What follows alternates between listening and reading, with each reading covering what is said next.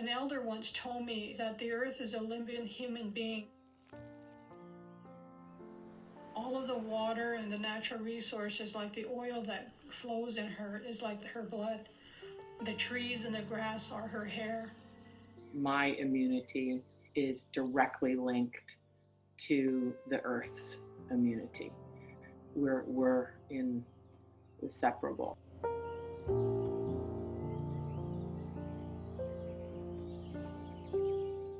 With the pandemic, I see it as connected to the overclearing of land on industrial scales, for intensive agriculture, for mining.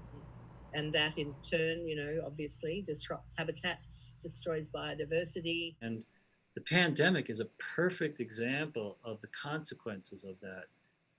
As far as we know, the pandemic arose in these limestone caves where bats were living. Bats have lived with viruses it's deep in their lineage. They've co-evolved with these viruses, but human beings have been sort of out of that picture.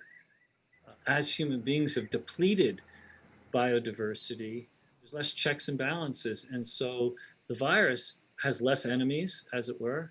And that means the transfer of zoonotic viruses across species barriers, new ones that never happened before because we weren't in that contact before. It's a bigger problem of humans occupying almost everywhere on Earth and not leaving any space for animals to be.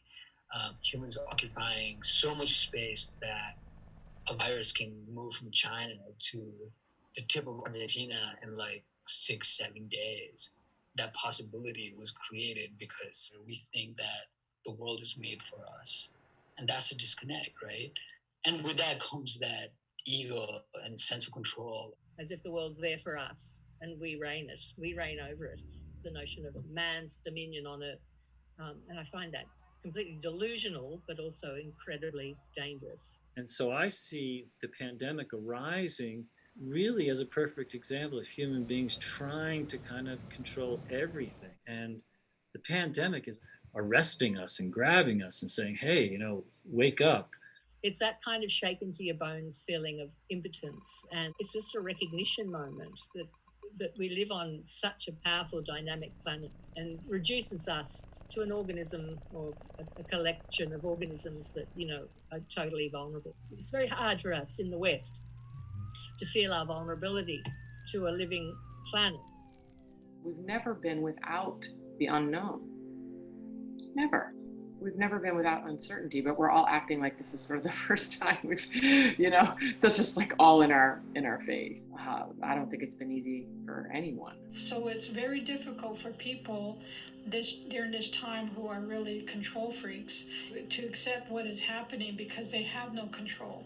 But that's part of the gift that we are all being given, to reconnect to nature, to reconnect to Mother Earth, reconnect to the trees, reconnect to the plants. We are all related, and we shouldn't separate ourselves from nature. You're off nature, right? Like you're not in it, like you're off it.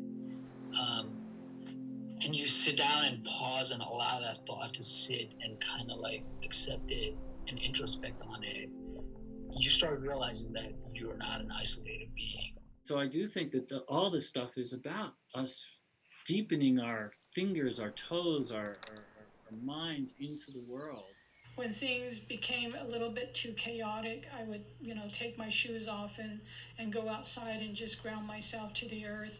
Something as simple as that is just being out in nature, taking a walk. And you can do this in the city as well. It doesn't have to be out in the country or in the bush, as we call it. All environments, including urban environments, are teeming with all sorts of life, and just kind of notice it and see how it works, how it operates. You can learn so much just by hanging out in the world and noticing what else is happening. And listen to the leaves of the tree that are rustling, hearing the birds singing. You hear the wind making a shoo, shoo. And sometimes if we're quiet enough and we're still enough, we can read the messages and what nature is trying to teach us. If we can sort of think differently about who we are in relation to everything else and stop separating ourselves off from the rest of the world, but see how we're kind of inextricably entangled and entwined with everything else that's around us, the forces, the entities, the other life forms. It's all this big sort of dance and play of life, and we're just a part of that. And it's the connection to me that is the potency of life. It's that connectedness. And I'm constantly amazed at this world we live in.